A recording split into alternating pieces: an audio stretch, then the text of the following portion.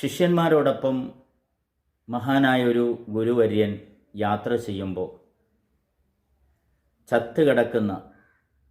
ചത്ത് അഴുകിക്കിടക്കുന്ന ഒരു പന്നിയുടെ മൃതശരീരം സമീപത്തുണ്ടായിരുന്നു. ഒന്നിനെയും കുറ്റപ്പെടുത്താത്ത, ഒന്നിൻ്റെയും നെഗറ്റീവ് കണ്ടെത്താൻ ശ്രമിച്ചിട്ടില്ലാത്ത ഗുരുവര്യയോട് ശിഷ്യന്മാർ ചോദിച്ചു, ഈ ചത്ത് അഴുകിക്കിടക്കുന്ന ഈ പന്നിയുടെ മൃതദേഹത്തിൽ എന്തെങ്കിലും ഗുണം കാണാനുണ്ടോ എന്ന്.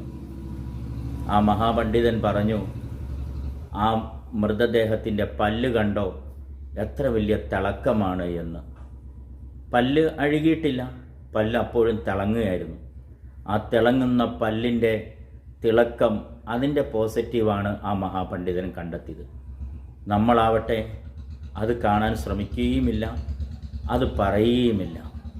എല്ലാത്തിൻ്റെയും നെഗറ്റീവ്, എല്ലാത്തിൻ്റെയും പ്രശ്നങ്ങൾ നമ്മൾ കണ്ടെത്തുന്നു, അതിനുവേണ്ടി ശ്രമങ്ങൾ നടത്തുന്നു, വലിയ പരിശ്രമങ്ങൾ നടത്തുന്നു, അത് പറഞ്ഞു നടക്കുകയും ചെയ്യുന്നു. ഈ മഹാപണ്ഡിതൻ നമുക്ക് ഈ കാര്യത്തിൽ വലിയ മാതൃകയാണ്. അള്ളാഹു നമ്മെ അനുഗ്രഹിക്കട്ടെ.